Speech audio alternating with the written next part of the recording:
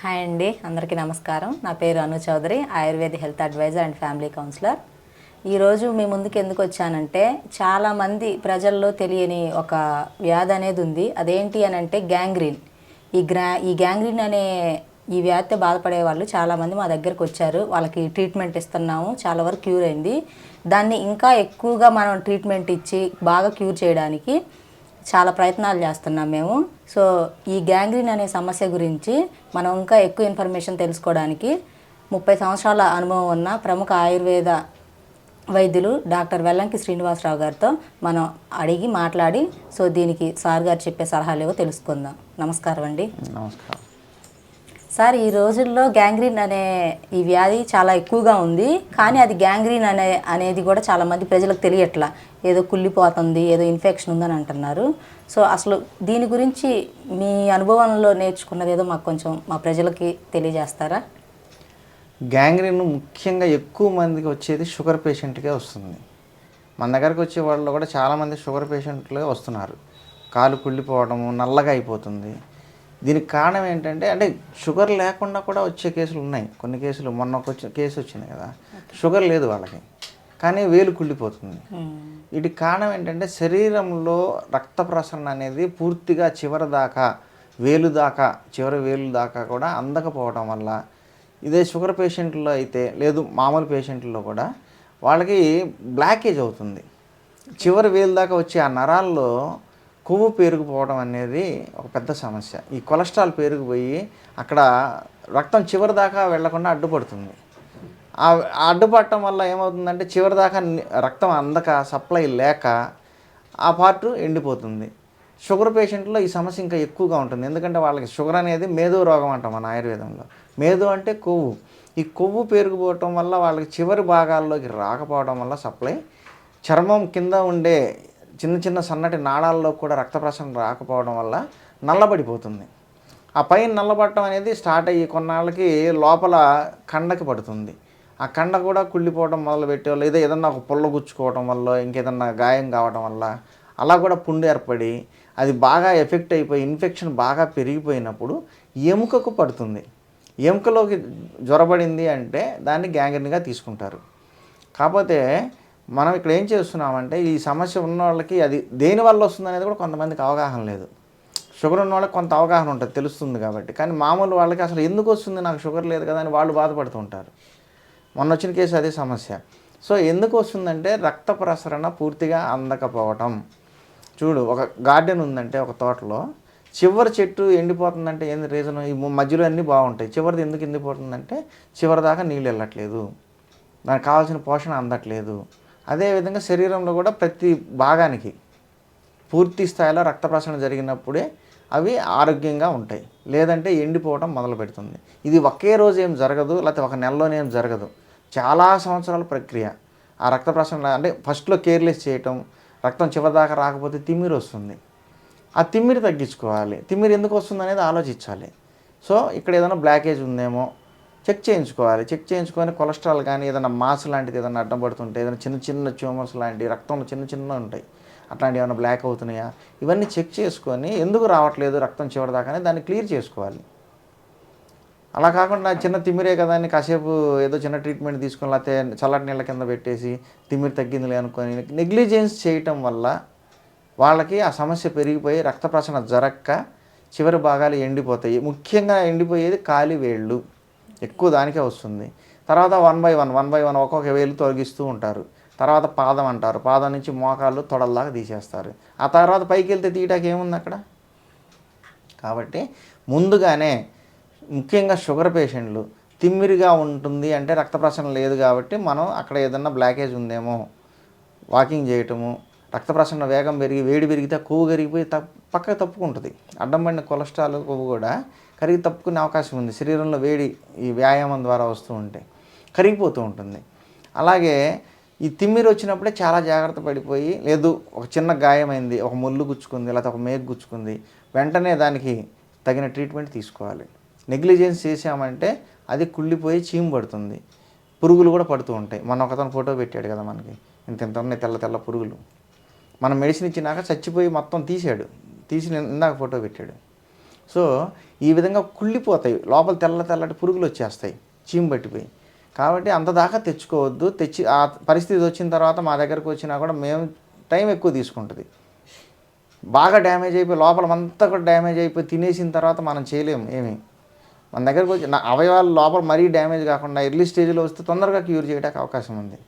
కాబట్టి కాలు వేళ్ళు తీయాల్సిన వాళ్ళని, అలాగే కాలు తొడల దాకా తీయాలన్న కేసులు కూడా మనం చాలా ఆపాం. కాబట్టి ఈ గ్యాంగ్రీన్ అనే పరిస్థితి వచ్చింది అనే ఆలోచించే కంటే రాకుండానే జాగ్రత్త పడాలి. ఇక వచ్చిందంటే ఇమ్మీడియట్గా డాక్టర్ దగ్గర ట్రీట్మెంట్కి రావాలి, ఖచ్చితంగా మెడిసిన్ వాడాలి, దానికి తగిన జాగ్రత్తలు తీసుకోవాలి.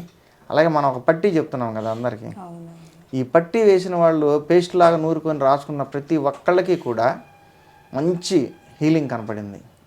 పైన చర్మం మీద ఉన్న చీమంతా కూడా తగ్గిపోయి, నాకు ఫోన్ చేశాడు ఒక అతను జహీరాబాద్, పైన చీమంతా తగ్గిపోయి ఎర్రబడిపోయింది పుండు అంతా కూడా, ఆ చర్మం అంతా కూడా బాగా ఎర్రగా రక్త ప్రసరణ మెరుగైంది, మొత్తం చీమంతా తగ్గిపోయింది. జస్ట్ 11 రోజులే మనం ఇచ్చి కూడా వాళ్ళకి. సో ఇలాంటి పరిస్థితుల్లో గ్యాంగ్రీన్ ట్రీట్మెంట్ మాత్రం అన్ని పనులు మానేసి ట్రీట్మెంట్ తీసుకోవాల్సిందే. అర్జెంటుగా ట్రీట్మెంట్కి ముందుకు రావాలి. లేదంటే కాళ్ళు వేళ్ళు కుళ్ళిపోతూ ఉంటాయి. కాబట్టి తొందరగా ట్రీట్మెంట్ తీసుకోండి. నెగ్లిజెన్స్ చేయొద్దు. ఆహారాల్లో కూడా మంచి నియమాలు చేయాలి. షుగర్ పెరిగి రైస్ ఇంత తినేస్తూ మాకు తగ్గట్లేదండి అని చెప్పంటే కుదరదు. ఆ ఆహార నియమాలు కూడా చెప్పాం మనం చాలామందికి. అసలు రైస్ మానిపించేసాం చాలామందికి. అప్పుడు వాళ్ళకి ట్రీట్మెంట్ బాగుంది. సో చాలామందికి 15 రోజుల్లోనే చీమ ఎండిపోయి గ్యాంగ్రీన్ పరిస్థితుల్లోంచి బయటపడిన వాళ్ళు, ముఖ్యంగా మొన్న వైజాగ్లో కూడా ఒక డాక్టర్ గారి సిస్టర్కి కూడా చేశాం. 15 రోజుల్లో ఆవిడ చీమంతా తగ్గిపోయి లేచి తిరుగుతుంది. సో కాబట్టి ముందు తొందరగా డాక్టర్ దగ్గరికి వెళ్ళాలి. అట్లా కాకుండా లేట్ చేయకూడదు. సార్ కొంతమంది కొంచెం అది అటాక్ అయిన వెంటనే కనిపెట్టలేకపోతున్నారు. సో అది కొంచెం బాగా స్ప్రెడ్ అయ్యి కొంచెం ఇంత వరకు స్ప్రెడ్ అయ్యే వరకు ఉండి అప్పుడు ట్రీట్మెంట్కి వస్తున్నారు. సో దానికి మనం మెడిసిన్ ఇస్తున్నాము, క్యూర్ అవుతుంది. మళ్ళీ అగైన్ వాళ్ళు ఏం చేస్తున్నారంటే అది తగ్గిపోయింది అని చెప్పి వాళ్ళు పథ్యం అనేది ఉండకుండా వాళ్ళు ఇష్టం వచ్చినవి తినేస్తున్నారు. మనం పథ్యానికి కొంచెం చీమ్ వస్తువులు అలాంటివి అవాయిడ్ చేసి చెప్తున్నాం, మంచిగా తినమంటున్నాం కొంచెం. కానీ వాళ్ళు అప్పటికి కూడా మానుకోలేకపోతున్నారు మనం వద్దన్నా కూడా. మొన్న కేసు అదే అయింది. అతనికి మనం పేస్ట్ చెప్పాము యూట్యూబ్లో, ఆ పేస్ట్ రాసుకునేసరికి మొత్తం ఈ నొప్పి తగ్గిపోయింది, పుండు కూడా మాడిపడింది వారం రోజుల్లోనే.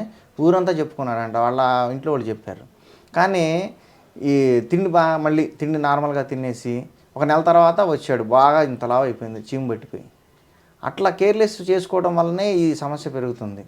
అలా కాకుండా జాగ్రత్త పడే వాళ్ళకి ఏమీ రాదు. అసలు గ్యాంగ్రీన్ గురించి భయపడాల్సిన పని లేదు, దాన్ని తగ్గించుకోవచ్చు. ఆయుర్వేదంలో మంచి మందులు ఉన్నాయి. మన దగ్గర ఇంకా అడ్వాన్స్డ్ మెడిసిన్స్ ఉన్నాయి. మన శ్రీశైలంలో గురువులు నేర్పిన మందులు ఉన్నాయి. కాబట్టి చాలా మంచి రిజల్ట్స్ వస్తున్నాయి. 15 రోజులకే మంచి మార్పులు వస్తాయి. కాబట్టి వాళ్ళు డైట్ పాటించుకోవాలి. అలాగే మనం ఏం చెప్తే ఆ విధంగా పాటించుకున్న వాళ్ళకి మనం రిజల్ట్ ఇవ్వగలుగుతున్నాం.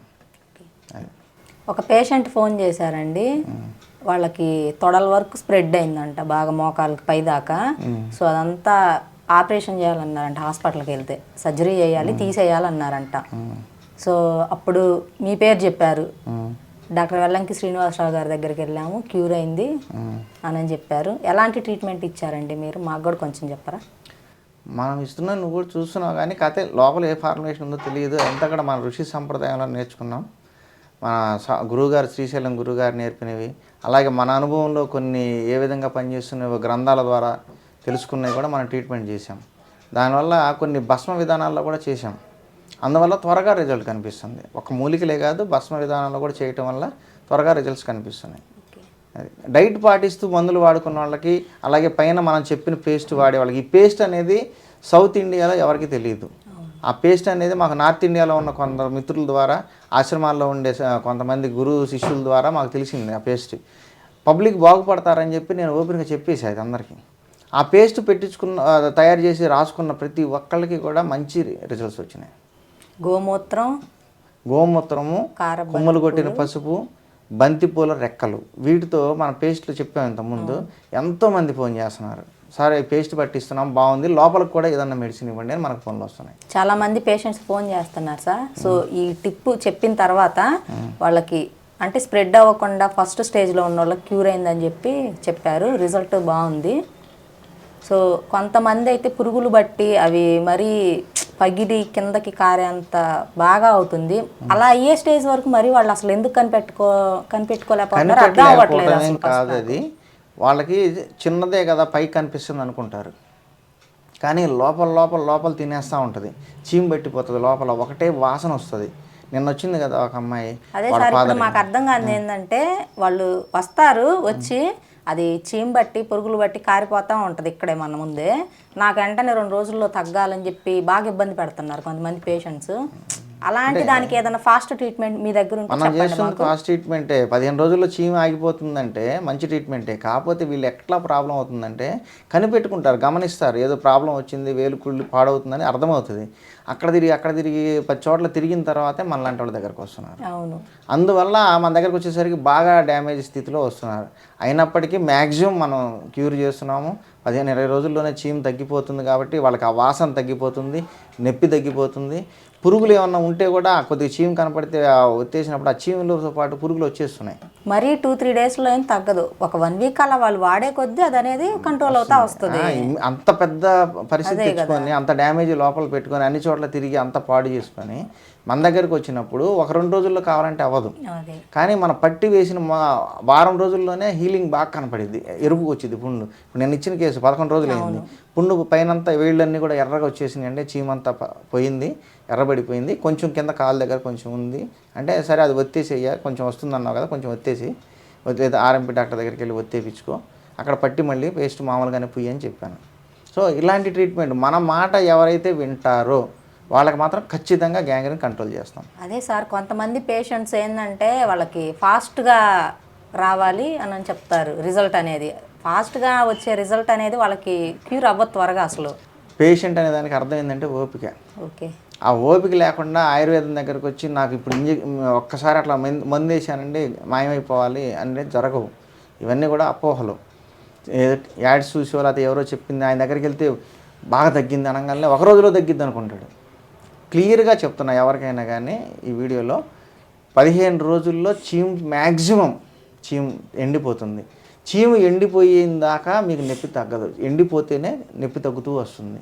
అలాగే లోపల ఉన్న పురుగులన్నీ కూడా చచ్చిపోయి బయటకు వస్తుంటాయి, చీమతో పాటు కారిపోయే చీమతో పాటు వచ్చేస్తుంటే పురుగులు బయటకు వచ్చేస్తుంటాయి, చచ్చిపోతాయి లోపల చీమలోనే. ఎందుకంటే మన మెడిసిన్ లోపలికి వెళ్ళింది, అది పెరగడం మానేస్తాయి కదా, చచ్చిపోయినాయి అంటే ఇంకా పెరుగుదల లేదు, ఆటోమేటిక్గా చీమ కంట్రోల్ అయిపోతుంది, వాళ్ళ పుండు ఎరుపుకి వచ్చేస్తుంది. ఎర్రబడిందంటే అక్కడ రక్త ప్రసరణ మెరుగుపడిందంటే అవయం మళ్ళీ బాగుపడుతుంది. మొన్న 2 వేళ్ళు వేలబడిపోతా వచ్చారా, వేళ్ళు సెట్ అయినాయి బాగా. ఇప్పుడు తీసేసే పని లేకుండానే వాళ్ళకి వేళ్ళు మామూలు నార్మల్ అయినాయి, అంటే అట్లా కొంచెం వేలబడుతున్నాయి. వాళ్ళు ఏం చేస్తున్నారంటే సార్ పేషెంట్స్ హాస్పిటల్కి వెళ్తే సర్జరీ చేసి వేలు తీసేస్తారని చెప్తారు అక్కడ డాక్టర్స్. సో ఆ వీడియో చూస్తారు, ఆఫ్టర్ తర్వాత మన వీడియో చూసి తగ్గిస్తామని మనం చెప్తున్నాం కదా, వాళ్ళు వచ్చి ఏం చేస్తున్నారంటే ఇక్కడ మనల్ని ఇంకా కొంచెం మాకు త్వరగా తగ్గాలి అని ఏడవడం, కాళ్ళు పట్టుకోవడం ఇలా చేస్తున్నారు. కొంచెం వాళ్ళ ధైర్యం కోసం కొంచెం మీకు తెలిసినవి కొంచెం చెప్పండి. చెప్తున్నాను, ఇమ్మీడియట్గా 1 రోజులో రిజల్ట్స్ అయితే ఎక్కడా రావు.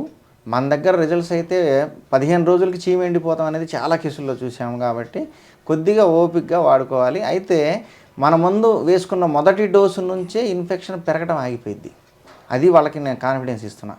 ఫస్ట్ డోసు నోట్లోకి వెళ్ళిన తర్వాత ఇమ్మీడియట్గా భస్మ విధానాల్లో ఉంటాయి కాబట్టి ఇమ్మీడియట్గా వాళ్ళకి ఆ ఇన్ఫెక్షన్ పెరుగుదల ఆగిపోతుంది, ఇక వెనక్కి వస్తుంటుంది. కాబట్టి కొద్దిగా వాళ్ళకి ఎప్పుడైతే ఇన్ఫెక్షన్ తగ్గుతూ ఉందో, చీమ తగ్గుతూ ఉందో, నొప్పి కూడా కంట్రోల్ అవుతూ ఉంటుంది. అదే వాళ్ళకి గుర్తు. మొన్న ఇచ్చిన కేసు కూడా అంతే కదా. నిన్న ఒక పేషెంట్ కాల్ చేశారండి, ఆల్రెడీ వాళ్ళకి ఇచ్చాము గ్యాంగ్రీన్కి మెడిసిన్ మనం ఇస్తే, ఆ పేషెంట్ ఏం చేస్తున్నారంటే అవి తీసుకుని ఒక 3-4 డేస్ ఏమో చీమ కారుతుందని చెప్పి డైలీ ఫోన్ చేశారు. ఆఫ్టర్ 4 డేస్ వాళ్ళు బ్లడ్ వస్తుందండి ఏం చేయాలి అంటున్నారు. చీమ అనేది అది మాడిపోతేనే కదా మనకు బ్లడ్ వచ్చేది. బ్లడ్ వస్తుందంటే ఆడ ఆల్రెడీ డ్యామేజ్ అయిపోయి ఉంటుంది, చీమ పట్టడం వల్ల కండ పాడైపోయి ఉంటుంది. అప్పుడు మన మెడిసిన్స్ వల్ల బ్లాకేజెస్ క్లియర్ అయ్యే మెడిసిన్ కూడా ఇస్తాం మనం. లోపల ఏదైనా అడ్డం ఉన్నా కూడా కరిగిపోతాయి.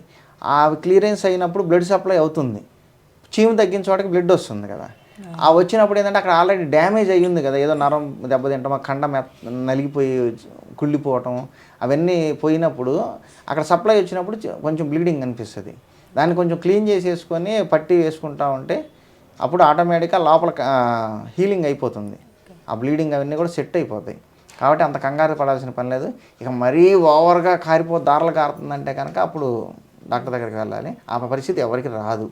ఎందుకంటే శరీరంలో ఈ హీలింగ్ ప్రాసెస్ అనేది ఒకటి ఉంటుంది. ఎప్పుడైతే కొద్దిగా చెమ్మ వస్తుందో అక్కడ దాన్ని హీలింగ్ చేసుకోవడానికి శరీరంలోనే ఏర్పాట్లు ఉన్నాయి. కాబట్టి కంగారు పడాల్సింది ఏం లేదు. రక్తం వస్తుంది ఆ పార్ట్ దాకా చివరి దాకా అంటే లోపల బ్లాకేజ్ క్లియర్ అయిపోయింది, అక్కడ దాకా ఉన్న చీము ఇన్ఫెక్షన్ తగ్గింది కాబట్టి రక్తం అక్కడ దాకా సప్లై వస్తుంది కాబట్టి పుండు తగ్గుతుంది. ఇది ఒక నమ్మకమైన విషయం. ఈ గ్యాంగ్రీన్ సమస్యతో ఎవరైనా బాధపడుతుంటే చెప్పాం కదండి, మీకు అందుబాటులో ఉండే న్యాచురల్గా దొరికే వాటితో దాన్ని క్యూర్ చేసుకోండి. సో అప్పటికి కూడా తగ్గపోతే మాకు కాల్ చేయండి. డాక్టర్ వెల్లంకి శ్రీనివాసరావు గారు. నా పేరు Anu Chaudhary, Ayurveda health adviser and family counsellor. So మా ఇద్దరిలో ఎవరికి కాల్ చేసినా కూడా దీనికి సంబంధించిన ట్రీట్మెంట్ ఇస్తాము. Thank you.